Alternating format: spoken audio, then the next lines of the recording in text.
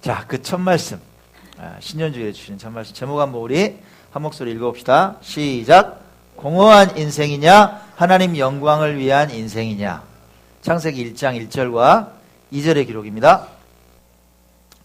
자, 큰 목소리 읽읍시다. 시작. 태초에 하나님이 천지를 창조하시니라.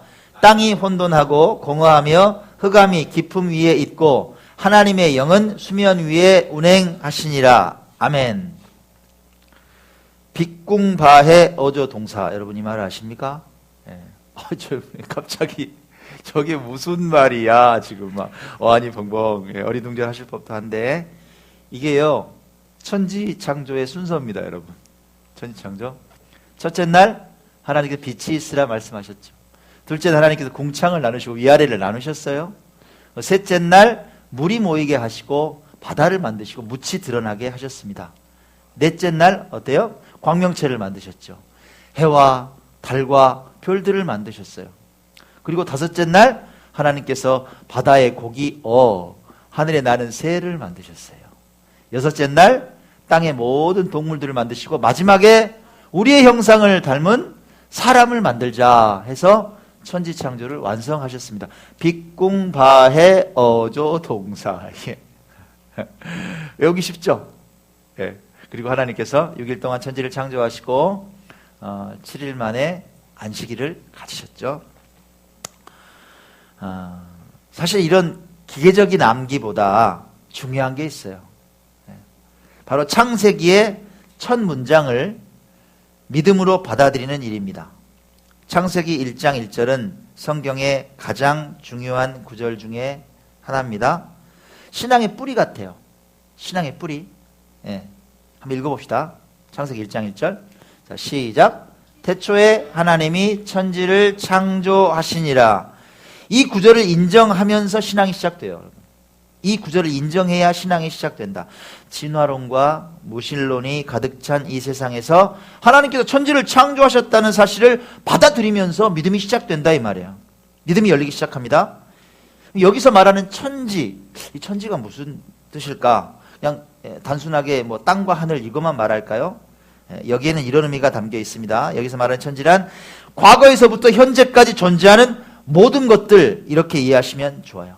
그러니까 온 우주와 과거에서 현재까지 만들어진 모든 것들 그리고 바로 여러분까지 나까지 하나님께서 창조에 관여하셨다는 거예요.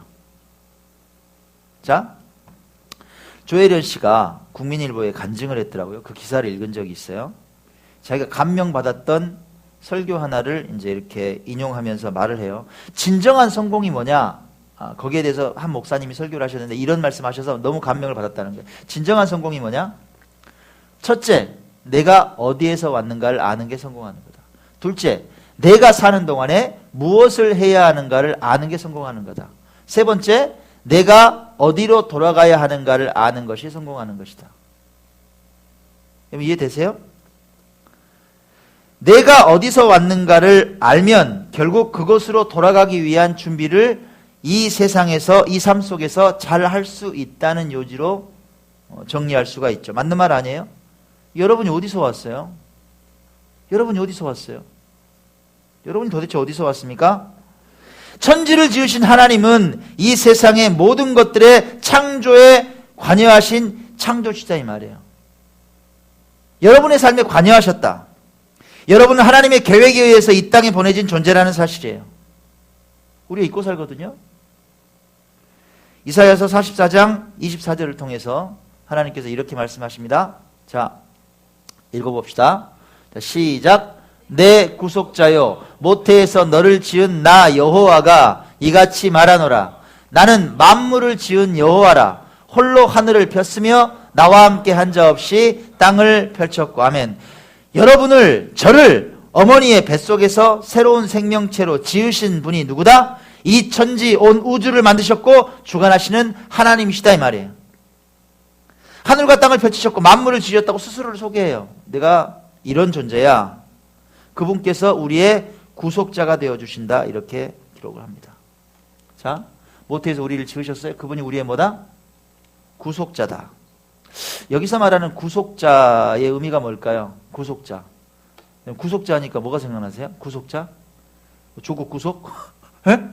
뭐 구속? 생각하면 구속 이러세요. 그 구속이 아니에요, 여러분. 여기서 말하는 구속은 리디머의 의미가 있습니다. 구속. 말 그대로 구원해내는 거예요. 우리를 대신해서 속량해내는 거예요. 대신 값을 치러주는 거예요. 원어로 보면 되찾다, 무르다, 값을 치러주다 이런 의미가 있습니다. 무슨 의미냐? 가난해서 토지를 막 팔거나 아니면 종이 된 사람들이 예전에 있었죠. 그런 사람들을 대신해서 땅값을 대신 지불해 주는 거예요. 그리고 땅을 찾아주거나 종의 신분에서 속량시켜주는 사람, 자유롭게 해주는 사람, 그런 사람을 구속자라고 말을 하죠. 하나님께서 우리의 구속자가 되신다 이 말이에요. 룻기에 보면 기업 물을 자라는 의미가 있어요. 생각나십니까? 룻기 읽어보면 누가 기업 물을 자였어요? 룻기에? 룻의 남편이 누구예요? 보아스, 그죠? 보아스죠? 보아스가 기업 물을 자예요. 나오미 집안에, 엘리멜렉 집안에 기업 물을 자가 돼서 룻을 아내로 맞이하잖아요. 그리고 대신 그의 모든 채무와 어려움을 다 해결해줘요. 그리고 새로운 인생을 선물해 주는 사람, 보아스, 그의 역할입니다. 구속자예요. 그렇게 우리의 인생을 새롭게 구속해 주시는 분이 누구냐? 하나님이시라는 사실이죠. 그걸 인정을 해라. 정리하면 여러분이 지금 이 시간에 존재하는 게 우연이에요, 여러분? 우연이 아니란 얘기예요. 천지를 창조하신 하나님의 섬세한 계획이 있고 보내신 목적이 있다는 얘기입니다. 그 하나님께서 우리를 죄의 수렁에서 구원해내시고 독생자 예수 그리스도의 피로 우리를 대속하셔서 다시 돌아갈 고향, 그 천국으로 가는 은혜를 허락하셨다 이거예요. 이게 핵심이죠. 우리의 구속자, 우리를 모태에서 지으신 하나님. 이걸 이제 깨닫고 살아가는 사람들, 그러니까 믿음이 있는 사람들과 이 사실을 하나님께서 천지를 지으셔 관심 없어. 나는 그냥 우연히 생긴 존재야. 이렇게 생각하고 사는 사람 두 부류로 나누면 생활 모습과 삶의 자세가 다를 수밖에 없겠죠. 그죠? 하나님이 천지를 창조하시고 나를 모태에서 지으시고 나의 구속자가 되어주셨다. 예수님의 피값으로 나를 사셨다. 이렇게 믿고 사는 사람들하고 전혀 그런 믿음이 없는 사람들하고 삶의 자세가 다를 수밖에 없다는 거예요. 자, 오늘 한번 비교해 보기 원합니다. 믿음이 없는 사람들의 모습부터 한번 오늘 볼게요. 믿음이 없는 사람들. 예.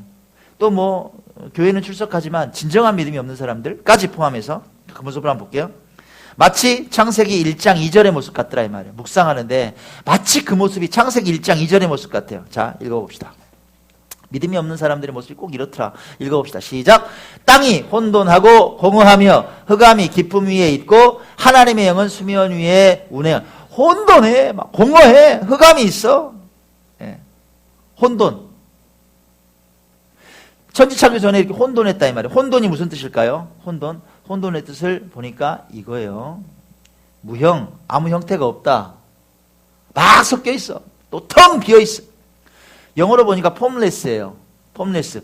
폼이 뭐예요? 모양이란 뜻이잖아. 형태란 뜻이잖아. 폼레스 없어. 어떤 형태가 없어.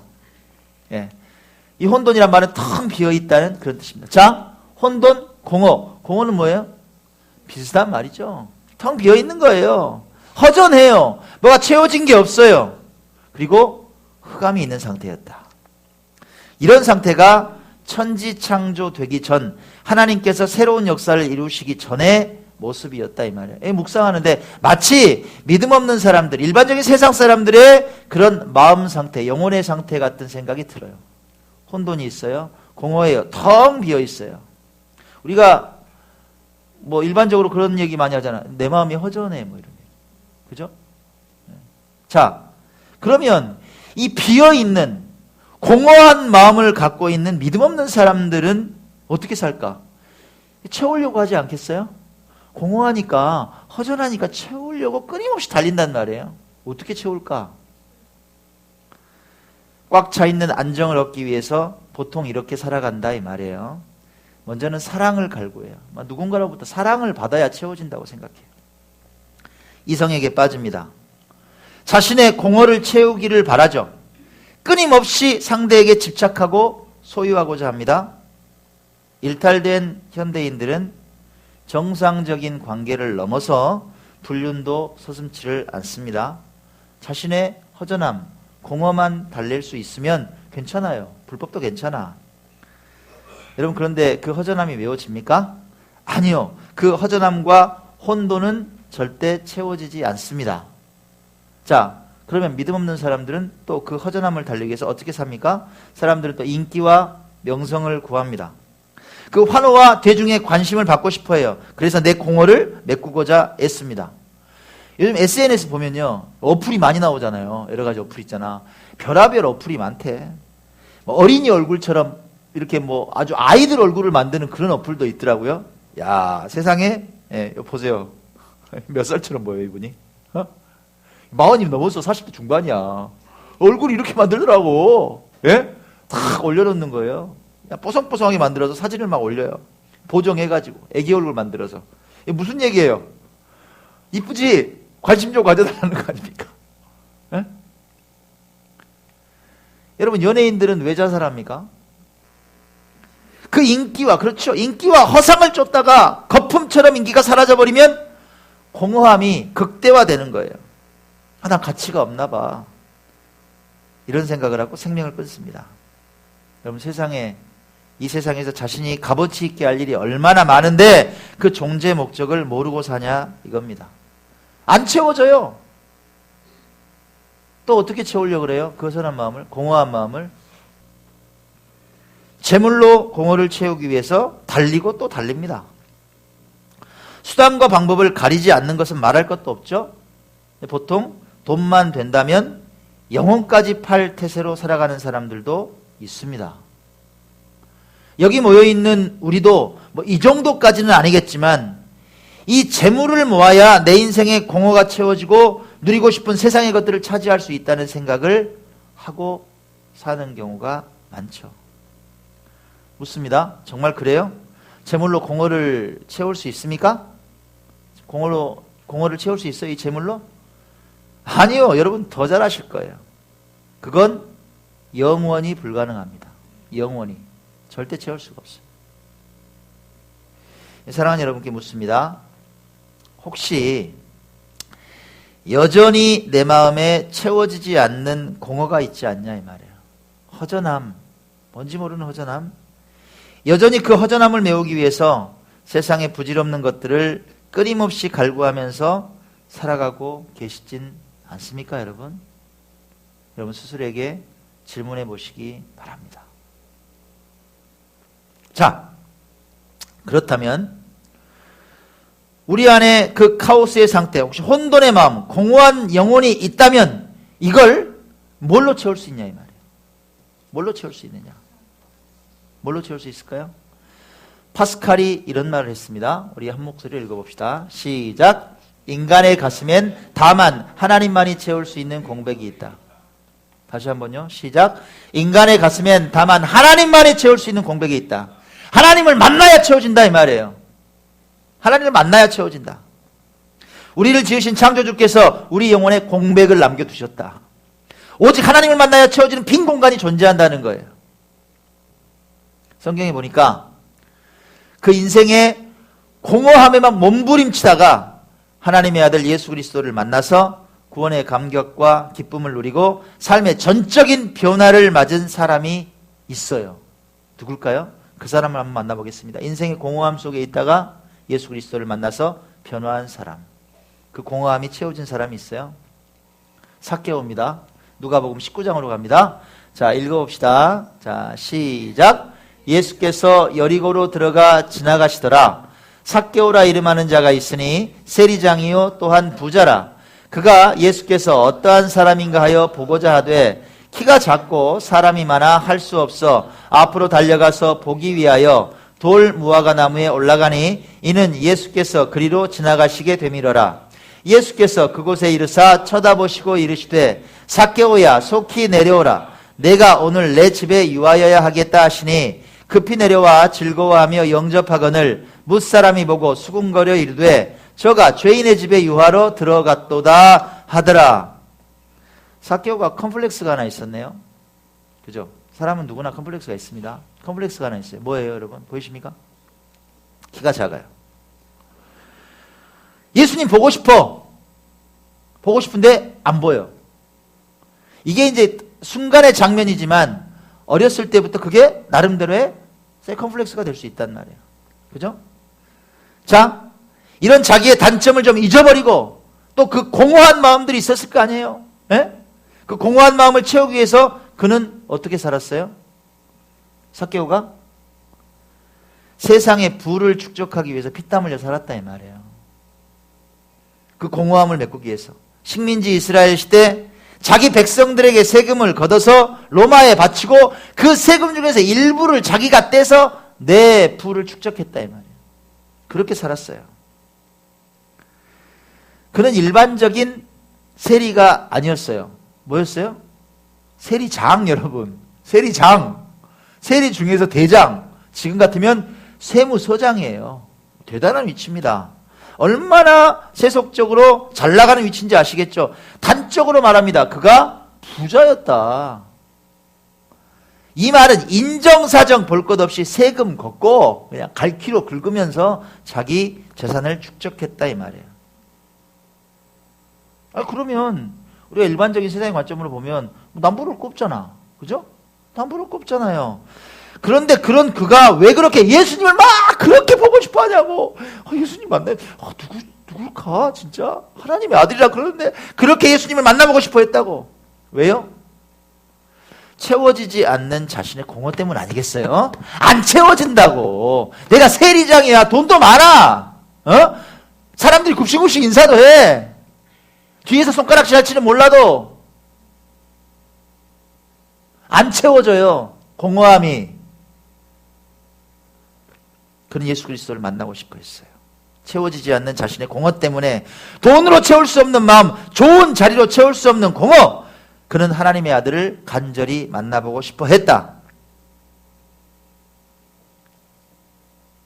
예수께서 그곳에 오십니다. 그리고 놀랍게 삭개오를 만나주세요. 삭개오야 내려와. 얼마나 놀랬겠어요. 자기는 나무 위에서 이렇게 보고 있는데 예수님이 딱 지저나 삭개오야 내려. 아셔다. 예수님이 모르시는 게 뭐가 있겠어요. 간절히 나를 만나고 싶어하는 삭개오의 마음을 아신다고. 내려와. 오늘 내가 너희 집에서 묵고 가겠다. 얼마나 감격했을까요? 세상에. 삭개오는 감격했어요. 그렇게 만나고 싶어 했던 예수님이 하나님의 아들이라고 부르시는 분이 나를 아세요. 우리 집에 들어오셨어. 그 순간 삭개오가 이렇게 고백을 합니다. 보세요. 읽어봅시다. 시작. 삭개오가 서서 주께 여짜오되 주여 보시옵소서. 내 소유의 절반을 가난한 자들에게 주겠사오며 만일 누구의 것을 속여 빼앗은 일이 있으면 네 갑절이나 갚겠나이다. 예수께서 이르시되 오늘 구원이 이 집에 이르렀으니 이 사람도 아브라함의 자손이미로다. 할렐루야. 가치관이 바뀌었다고 여러분. 갈퀴로 뚝뚝 긁어서 남의 것 뺏어가는 사람이 아니라 내 것 뚝 띄어서 드릴게요. 가난한 사람들 살리게. 가치관이 완전히 바뀌었어. 180도로. 내가 그렇게 놓칠 못하고 살아왔던 그 재물을 내어놔요. 자신이 가진 소유의 절반을 가난한 사람들 위해서 기부하겠다는 얘기예요. 이게 여러분. 속여 빼앗은 일이 있으면요 내가 4배나 갚아줄 거예요. 가치관이 완전히 바뀌었어요. 철저하게 회개한다는 의미예요. 잘못 살아온 삶에서 내가 회개한다. 여러분 그 순간 그 삭개오의 얼굴이 상상이 되세요? 환희에 찬 모습. 하나님 나라를 위해서 자신이 사용된다는 사실에 막 감격한 모습. 뻥 뚫려있던 자신의 그 영혼이 막 꽉 채워진 거야. 막 누구도 부럽지 않아. 막 여러분 그 마음 아시죠? 꽉 채워서 행복한 기분. 세상의 모든 걸 다 가진 것 같은 그런 기분. 충만한 상태. 그리스도의 빛으로 충만한 상태. 최고의 만족인 상태. 인생의 모든 공허가 꽉 채워진 상태. 지금 이 상태란 말이에요. 삭개오가. 우리 안에 하나님만이 채울 수 있는 공백이 있다는 말에 증거 같은 상황 아니에요? 채워져. 예수 그리스도를 만나니까 채워져요. 조혜련 씨의 간증에서 나온 말처럼 내가 이 세상에서 뭘 하고 살아가야 될지 알았다 이 말이에요. 삭개오가 드디어 알았어. 어떤 인생이에요? 나를 위한 삶? 이 아니라 하나님의 영광을 위한 삶으로 체인지 됐다 이 말이에요. 할렐루야. 바뀌죠. 공허한 인생이 바뀌었어. 하나님의 영광을 위한 삶으로 바뀌더라. 어떤 순간에 예수 그리스도를 만날 때 바뀌더라 이 말이에요. 만날 때 바뀌어요 여러분. 저도 과거에는 세상의 명예와 안락을 위해서 끊임없이 그것만 쫓았던 사람이에요. 지기 싫어했어요. 얼마나 그렇게 경쟁심이 많았는지 막 가면 어떻게든지 이겨야 되고 눌러야 되고 이왕이면 좀 더 차지해야 되고 뭐 그렇게 누릴 것만 찾고 싶었던 그런 인생이었어요. 좀 의시되면서 살고 싶었어요. 목에 힘주고 그죠? 도도하게 막 쉽게 말하면 나 속물이었어요, 여러분. 지금 생각하니까 완전히 속물이었더라고. 믿는다고는 했는데 이기적인 욕심으로 신앙을 이용한 적이 더 많았어요. 그런 제가 인생의 밑바닥 같은 상황에서 또 그렇게 눈물 나는 교회 개척 과정을 통해서 하나님을 뜨겁게 만났어요. 예수님을 뜨겁게 만났어요. 그래서 제 가치관이 완전히 변했어요, 여러분. 하나님의 영광을 위해서 살아야 되겠다. 그렇게 결단하고 이젠 제 삶을 내어드리고 삽니다. 그럼 내일 전 이제 고흥에 가요. 내일 고흥에 갑니다. 여기서 차로 1시간 40, 50분은 걸릴 거예요. 고흥 갑니다. 뭐하러 가요? 3년 동안 방치됐던 교회가 있는데 그냥 그 바닥을 좀 다 드러내고 철거하고 새 옷을 입히는 작업을 하러 갑니다. 섬에서 목회하던 목사님이 나오셨어요. 그리고 이제 그곳에서 새롭게 꿈을 일구는 터전, 거기에 좀 작은 보탬이 되기 위해서 길을 갑니다. 여러분, 월요일은 보통 보면 일반적으로 목회자들이 쉬는 날이라고들 하죠. 쉬어요. 이렇게 이제 목사님들이 사역을 하시고 월요일 날은 이렇게 교회에 보면 출근을 안 하죠. 그죠? 보통 그렇습니다. 왜 그러냐면 예배를 그냥 이렇게 편안하게 이렇게 설교를 들으면서 찬양하면서 이렇게 들으시는 거하고 저 같은 경우는 철저하게 준비하고 전해야 되고 어떻게 보면 긴장 상태잖아요. 목회자들은. 그죠? 이해 가시죠? 물론 은혜 받지만 그죠? 그런 상태란 말이에요. 그러니까 보통 월요일 날 많이 쉬죠. 아니 월요일은 좀 목회자들이 쉬는 날인데 뭐하러 그렇게 쉬지도 않고 월요일 날 내려가냐 이 말이에요. 여러분 지난 2주 동안 한번 좀 돌이켜 볼까요? 우리 21일부터 12월 21일부터 여러분이야 뭐 이렇게 바쁘게 오셨겠지만 12월 21일부터 오늘까지 한번 돌아볼게요. 12월 21일에 뭐 있었어요? 우리 음악회 했죠. 음악회 있었죠. 그 다음 주일이었죠. 바로 성탄절 돌아왔죠. 그죠? 또 그 다음에 또 고수연 집사님 입주 예배가 있었어요. 그 다음 또 주일이었어요. 바로 이틀 있다 송구영신 예배했어요. 그리고 오늘 또 예배를 드린 거예요. 이해 가세요? 제가 어떻게 살았을지. 제가 사모님 어떻게 그랬어요? 요즘 완전히 무슨 설교 만드는 기계 같아. 설교 준비하고 예배 드리고 설교 준비하고 예배 드리고 그렇게 살았어요.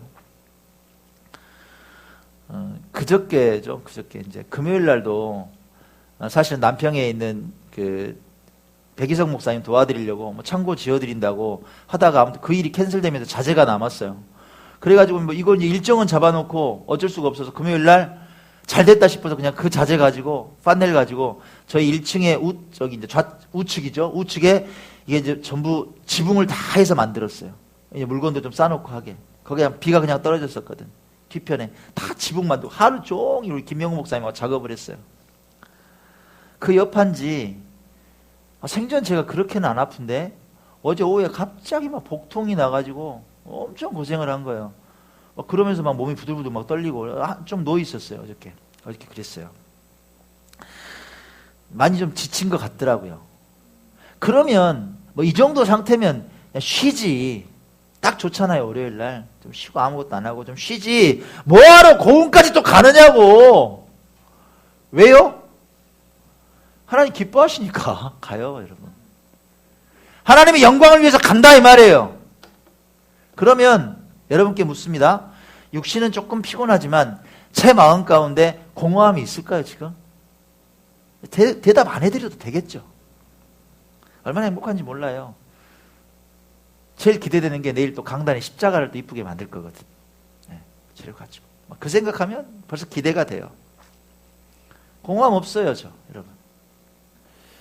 이번 주 또 목요일에는 또 서울 가야 됩니다. 서울 갑니다. 뭐 때문에 가느냐? 신대원 총동문회 신년 할애가 있어요. 제가 잘 작년에도 안 갔어요. 뭐 일부러 갈 상황은 아니어서 안 갔는데, 안 가려고 했는데, 가야 할 일이 생겼어요. 이번에 신대원이 10주년이거든요. 그래서 그동안은 시상을 안 했는데, 자랑스러운 동문상을 만들었다네? 연락이 왔어요. 총동문회 회장님한테. 그 상을 저를 준대요. 이건 좀 상이 달라요, 여러분.